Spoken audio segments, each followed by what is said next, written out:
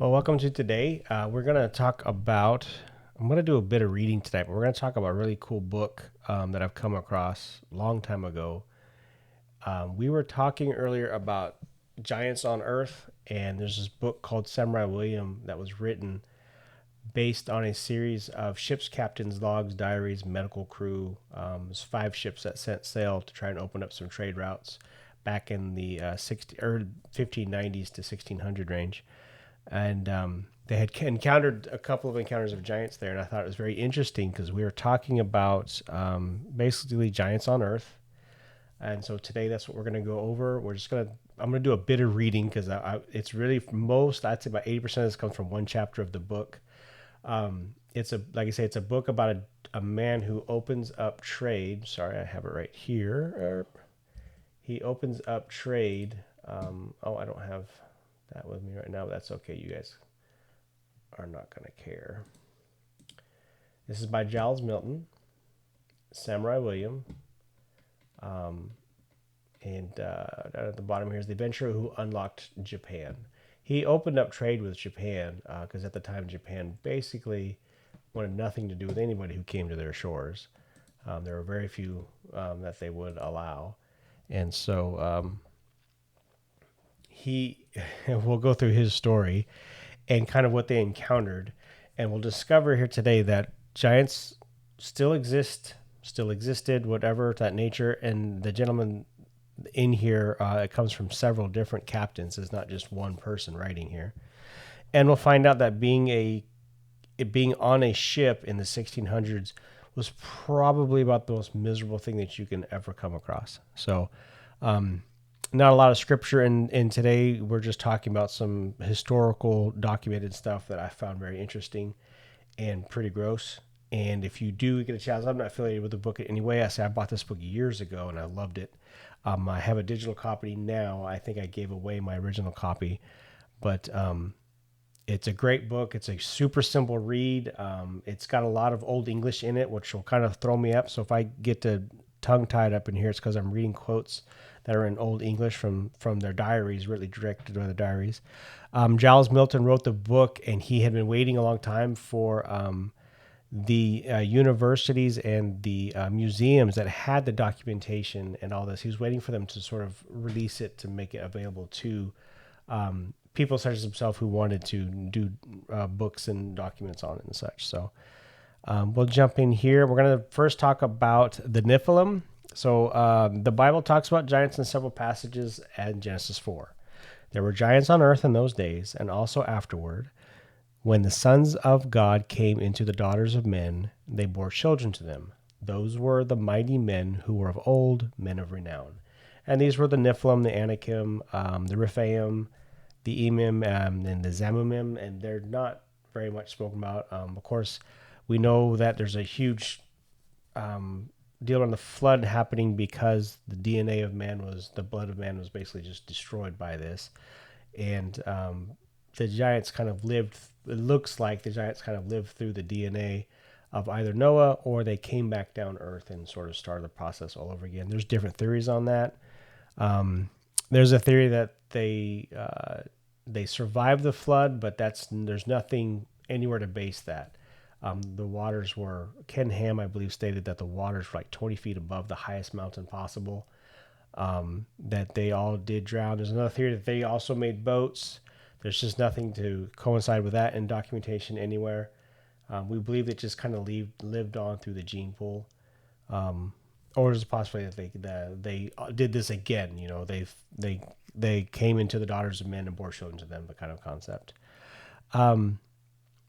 So we're going to jump now into Samurai William, written by Giles Milton. This book is written from a large catalog of ship's documents, captain's logs, and letters from those involved around and after 1598 is in that time frame.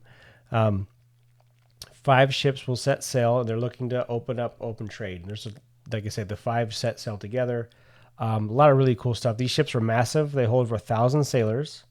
There's medical staff, cooks, food, water, wine reserves. Captains have full staff. It's almost like a politician running around with their crew kind of thing. And loads of cannons and weaponry. There was like a medical ship. There was a food storage ship that had extra stores. Actually, the one ship was just stores predominantly, which I imagine would be scary if that one sank. In 1586, this is before these guys had set out, Captain Shotton, regarding searching for a Spanish treasure, he was out hunting for treasure in the Straits of Magellan. He came across horrific weather which damaged their ship. The crew went ashore for supplies and found themselves face to face with great store of savages. That's a quote. Great store of savages. They were men eaters and fed altogether upon raw flesh and other filthy food. They fought with stone axes, ate rotting fish, were as wild as any wild beast. Some were giants with lopsided bones, while had abnormally shaped limbs and feet. We took the measure of one of their feet, and it was 18 inches long. Now, here's the thing. Recorded throughout this, all of the giants that they found, they're not technological. They're not advanced in any way. They're all barbaric. They're all islanders. They're living basically off of the land, and they're all very, I would say barbaric is kind of the thing. They're not at all civilized. They're not looking for civilization. They're not looking for anybody to come across them. And a lot of what you kind of find back in the days, there's a chance that a lot of technology and a lot of great stuff came from giants. They spent a lot of time at war and a lot of time fighting, but I think it was Gog who had an absolute beautiful city people love going into. And a lot of people talk about the Nephilim, talk about the giants in the scripture of it, and they feed on that. So I'm not really looking to jump into that. I just find it very interesting that these captains here, or these crewmen here, found very savage man-eaters that ate raw flesh, fought with stone axes, and had a foot span of 18 inches long. But they were also deformed. So they had lopsided bones, they had massive deformities, abnormally shaped limbs. So that coincides with a faulty gene pool. And I'm wondering if that is something that the Lord put in place to kill the species, to drop that species out. Because again, that was a corruption of what he had created. Samurai William is the captain who eventually helped open trade with Japan after his crew was destroyed by the Japanese. But long before he ever made it to Japan, this crew suffered greatly. This is actually really, really interestingly gross in some instances. What that happened, what they went through, and what it meant or what it was to be on a ship's crew was just awful. It was just horrible. And we're going to kind of go through what I've done is I've just pulled bits out of this because to get to the point of when they come across the giants that they find. And then I've thrown in some extra stuff that was just really interesting in this book. And again, I'm only reading you a fraction of the book. I think just parts of chapter 3 and then some other stuff that I had come across that was interesting. And I recommend the book. It's a great read, and it teaches you a lot about that culture and the Japanese culture as well. This is just a bit of what his crew had gone through. They ran low on food and water constantly. Meals were rationed down to bare minimum. Some crews were hung for stealing food, stealing water, and stealing oil. It was very cold on those ships. The ship's captains stood on guard, protecting the ration supplies that were remaining. They frantically searched for food and landed on 2 known islands in hope of resupplying and being left empty-handed. I believe the captains were there. They said some of them had like whips, and they had just big like bats basically to beat them off with. And then, like I said, the people were starving. The crew was starving. And they're doing what they can to get them through the voyage, the long haul, so to speak. The largest killer of a ship's crew in the day was scurvy. It was known to kill off half of a crew. Scurvy would destroy crews, and they would double up crews because of scurvy. English adventurer James Lancaster discovered a cure for scurvy 7 years earlier. This, to me, was absolutely fascinating. Scurvy is just wiping ships bare. It's doubling up crews, like I say, because it's sort of a 50-50 chance almost. 7 years before this ship sailed, a cure for scurvy was discovered by this adventurer James Lancaster. He brought lemon juice in bottles with him on a voyage and gave the crew 3 spoonfuls each morning until they ran out. It was literally just citrus. Lemon juice was what they used to cure scurvy with. It worked, saving and preserving his crew from a horrific fate. His cure was forgotten for 161 years, according to this book. 161 years. And they said that one of the main things, I believe in the book, and I could be misquoting this part, it's coming from memory, but it was sort of drawn out by people like discovering countries, discovering America. He was around the same time frame, and so people were more focused on this new land and this new this and that. The cruise medics recorded that scurvy brought about swelling of all parts of the body, especially the legs and the gums, and many times the teeth fall out of the jaws. That to me was just so just random. Skin turned sallow and blotchy, and their breath became rank. As the sickness progressed, bruising, further swelling, and excruciating pain follow. So that they just swell up. Like I said, if your gums are swelling up, your teeth falling out, kidney problems, and acute diarrhea. Now they're on a ship. Okay, this is a quote here. An unpleasant condition. This is a quote from the doctor. An unpleasant condition on a vessel where each trip to the latrine involved a precarious balancing act at the stern of the ship. So the latrines were in the back part of the ship. These guys are in excruciating pain, and they are eating barely anything. And what they are eating is not solid meats and stuff at the time. Now, because they were constantly running out of food, being that the journeys they were taking were just so vast distance-wise, and they were finding unhospitable land, they landed on an island to resupply water, and the tribesmen attack. One of them shoot an arrow through the thigh of a crew member. The crew member plucks the arrow out. This is a quote. Plucking the arrow out, broke it and left the head behind. It was a fatal error. Quote, the poison wrought so that night that he was marvelously swollen, and that his belly and privy parts were as black as ink. The next morning he died, because he had dropped the arrow on the sand or on the island or whatever in the water.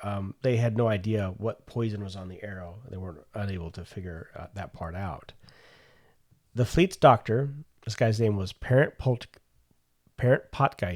I know I'm butchering that. He was astonished at what he saw. Quote, he was sitting on a bench when he suddenly dropped backwards, looking terribly ill, foaming at the mouth. He never spoke and died a few hours later. That was from the arrow. Jongman von Utrecht screamed, foamed at the mouth, scratched, kicked, pushed. He was carried below decks and denied food and water. This poor guy. He died. He became delirious and lost control of his bowels. Now, mind you, you're on a ship. Okay, it's not a sterile place to begin with. They don't even know about sterilization. Remember, Civil War, more people died from dirty dishes, basically, than from the actual war and combat. He became delirious and lost control of his bowels. His end was quite horrible. He was so senseless that he could not clean himself. Avoid his excrements in a regular way. So basically, he had like massive moisture being shot across his body and legs. And it being then very cold, the moisture that was about him froze and benumbed his flesh, insomuch that they were forced to cut off his legs. So you're on a ship, you're in the middle of nowhere, you're massively ill.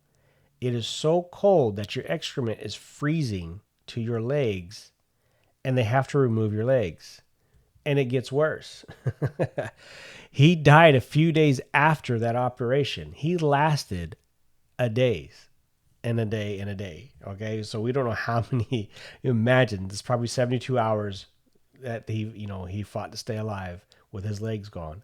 The crew were watching this the whole time, like, okay, I'm next. Am I next? Who's next? Kind of concept. So it was like I say, it was a very difficult place to work for. People left the ship to leave home to get away to see something new. And I think if you survived a couple of tours, you were done. You retired. Later on, they're dodging snow. They reach the coast of Argentina, and they're denied food and leave. They approach a second island and give away food, wine, to trade off with it. It turned out to be a bum deal. So they're selling. They basically leave with less food than they started with. Then, after sailing in the cold, pushing hard so they don't freeze, they come across an island in Magellan Straits, full of thousands of penguins. Now, you're not going to like this part. Remember, they're starving to death, right?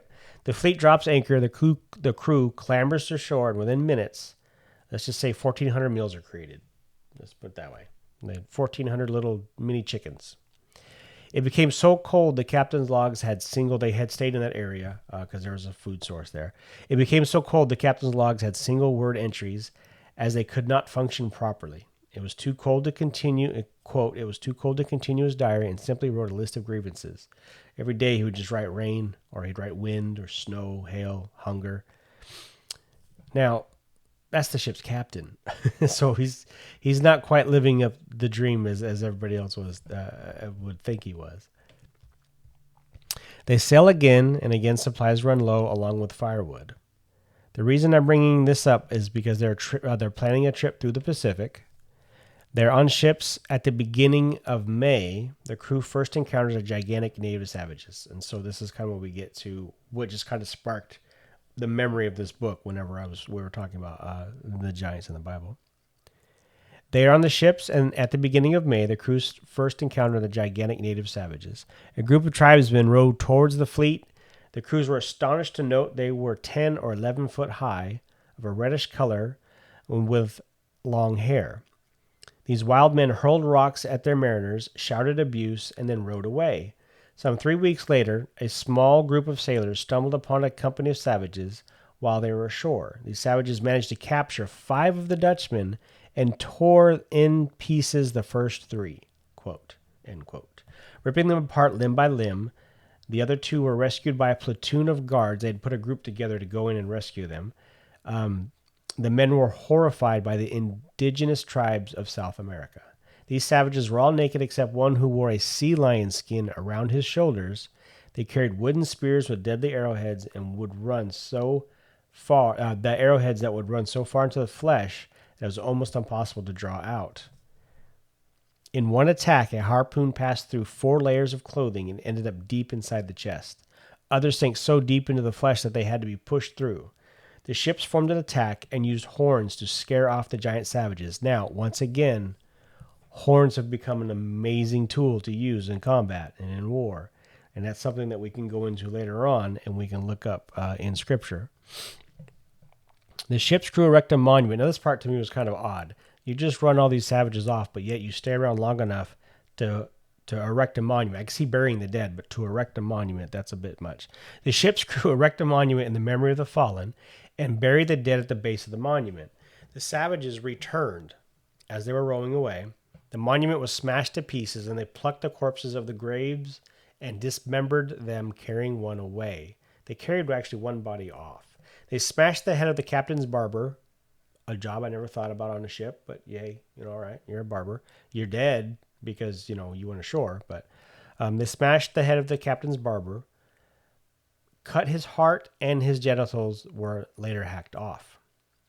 These are 11-foot men found in South America in 1600s, which is just really cool. They did 17 months of travel, which all seemed lost. The ships were scattered, and I'll kind of end out on how they got through and then put in some extra stuff here. The ships were scattered by weather and loss of anchors, and some decided to attempt to return home. So the ships pretty much broke up. The 5 separated. One ship was taken by the Spanish and almost killed and imprisoned the crew. Only a handful made it home. One ship made it to Rotterdam in July of 1600. 36 of the 109 original crew lived. 36 out of 109 made it. One ship decided to sail to the East Indies. The Portuguese captured the ship upon the arrival of Spice Islands. The crew was reduced from 86 to 24 men, and that's what was left over. It's not what they started with. 86 out of 24. Shackled in prison or executed. 6 escaped the dungeons and reached their families in the Netherlands. The Leifton ran off course and ended up in South Peru, meeting up with a 5th ship who was just as bad off and wounded as they were. 2 decades earlier, this is prior, 2 decades earlier, a ship landed there and was captured by savages who worked with knives upon their bodies and cut the flesh away by goblets at small chunks. Gobbets, these chunks of flesh were tossed in the air while the tribesmen danced themselves into a frenzy. Then, like dogs, they devoured it in the most monstrous and unnatural manner. Again, this is the island that they just landed up on. This time, the Leifton was able to make trade with those islanders when they optioned to fill their stores with the stores of starving ship's crew, feeling ambush a possibility. So they were going to exchange goods. They're like, we're gonna get ambushed. We just know we are because we know the record of this place. We know what this place is like. So they put together 23 of their best warriors. They traveled with the villagers to trade, and then they were ambushed. All 23 and the captain's best friend were dead in seconds as 1,000 natives with bows attacked. And then things just fell apart when they got to Japan. It got worse. When they got to Japan, all of William's crew was captured or killed by the Japanese. It's a really cool story. Like I said, the ship landed after her. Spoiler alert. This is not even the middle of the book yet, really. Like the whole rest of the book is his life there and what he experienced there. The ship landed after horrific travels across the ocean. The Japanese rowed small boats. So the Japanese would meet their enemy. They would meet whoever came on. They did not let them come to shore. They would meet them at their boats. They would take little boats, row out, and then they would climb on top of their boats and pretty much just decimate whoever was there, sink the ships, take whatever they could. So the ship landed. The Japanese rowed small boats out to their ship, and they boarded, and they were, of course, ruthless. When the bullets were fired from their guns, the crew would draw their swords for combat. So after the ship's crew would fire from their black powder pistols, they would reach over and grab their swords. And what they did was they carried their swords on their hips. So they would reach over and they would pull up this way to pull their sword out. And the Japanese would draw their swords from the center. So when their arm was here, the Japanese would basically just take the arm off right here. So before they even got their swords out of their scabbards, the Japanese already cut their arms off. And I don't know if any of that made sense or if you could even see what I was talking about. But let's see. When the bullets were fired from their guns, the crew would draw their swords from combat and their arms would fall to the deck. The Japanese would cut their arms off before any combat could begin. The Emperor kept Captain William, so they pulled everybody higher ranking off of the boat, pillaged the boat, killed everybody else. Eventually, they killed all of the crew except for Captain William. The Emperor kept him alive because he had maps and star charts, and he wanted to learn about those star charts and all the knowledge that he had on the maps and whatnot. He was not allowed to go home, but he was eventually allowed a piece of land, and they gave him a home in that area. He kind of became a lifelong prisoner in a way. He spoke of the beauty of the land and of the Japanese people. They were hygienic and masters of crafts and of fighting, but they were also brutal and ruthless. And if you were not Japanese, you were beneath them. If they became displeased with a slave for any reason, the owner would kill the slave and dump the body. There was mentions, and I know I've mentioned other history books too, like there would be bodies just laying out in fields. They would sort of spoil the soil and the dirt. They would dump bodies of their slaves in the ditches off the sides of the roads, and it would just stink up the area. It was very kind of medieval and such a beautiful and pristine area, and people who were so hygienic and such. So he mentioned riding down roads and smelling rotten bodies that were discarded everywhere, or in areas and whatnot. And that was just kind of a cute part of this book. And I'm not trying to plug this book per se, but in a way, if I could recommend a good book to somebody, and it's an easy, simple read, as far as it just kind of flows well, and it's very interesting. What these poor guys went through on those boats for nothing, basically, was just horrific. I mean, the only person, the 6 families who made it home, the one ship that made it, I think, to Portugal or wherever it was, and then William himself are the ones who actually benefited from this trip out of 1,000 people, or I don't know if they brought 1,000 with them, but it was close to, I know, at least 500 or so. But it's also interesting that they found these giants, so to speak, in Kings. Og, O-G, and this is in Deuteronomy 3:11. King Og in Deuteronomy 3:11. He was the last known giant. I believe that is spoken of or written of. His enormous iron bed was 14 feet long and 6 feet wide. It's 9 cubits long, 4 cubits wide, for those of you who know what that means. And he's also known as the last of the Rephaim. And then the Amorites, of course, were spoken of in Amos 2:9. And I already went over the flood theory, the theories of how the giants survived. But they built large boats, paddled for 100 days, which ignores all of Scripture. Somehow they were able to stay alive, and I don't know, fish maybe, who knows. They climbed the mountains and they got to the very tips of the mountains, but that also ignores Scripture because the entire world was engulfed. And like I said, Ken Ham was talking about how it was like 20 feet above the highest peak of mountain and whatnot. The sons of God came down and procreated with the daughters of man again, recorrupting the DNA. And then the DNA of Noah's daughters, this is kind of a theory a lot of people lean on. Noah's daughters already had the DNA in them. And so they spread that gene along and carried it, and kept going. Bits and pieces of that work and make sense. And it would also show why the giants were so disformed and disfigured. But again, you had Goliath and his, 4 brothers and whatnot. They were all quite challenging to the crews. This is off topic. All right, I'm going to end with this. This was part of the book that was just interesting and gross. So, yeah. So it shows that men are men no matter what, no matter where. The crew landed in Cape Lopez. Okay, so if you ever find yourself in Cape Lopez, known to be full of friendly tribes, full of voluptuous womenfolk with exceeding long breasts. They were a feast for the eyes after long months at sea. The crew, called sea dogs in this chapter, were pleased to note the women were given to lust and uncleanness, and enjoyed enticing mariners back to their thatched huts.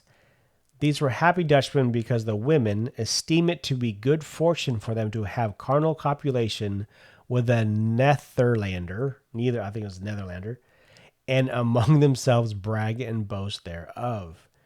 They loved this island because the women saw it as a good deed to be carnal with them. The men were noted to be more handsomely endowed than the womenfolk and took great delight in a public display of their wares. This is from the book directly because I thought it was just much funnier to have it this way, which I'll probably fumble through most of it. This is a quote, they have a great privy member, whereof they make great account. They became very lecherous and heavy drinking, but there was a high price to pay for their debauchery. Many of the men were riddled with worms, which lived in their privy members, and which is more in their testicles, their cods. But good news, they never farted in public, and sailors, however, never stopped doing so. It was rude of these islanders, it was extremely rude to break wind in public. And of course, the sailors offended them constantly because they didn't care either way. Yeah, very interesting book, very good read. But it was just kind of interesting that I had remembered this because I originally had the original book of this in the 90s, the late 90s, and that's when I had first read it. And then I had lost it, of course, within the 500,000 moves that I've taken, and I ended up buying a digital copy actually while I was living in Japan because I had remembered the book then too. So I just thought this was interesting that they had an account for giants on a couple of islands, a couple of locations. They were the same. They were very barbaric, very scary. 11 feet tall, 18-inch foot. And then this is just the 1600s, so it's not very long ago. They're still around. They could still be very viable. And I just thought this was fun. This is just a quick little jaunt of what came to my brain.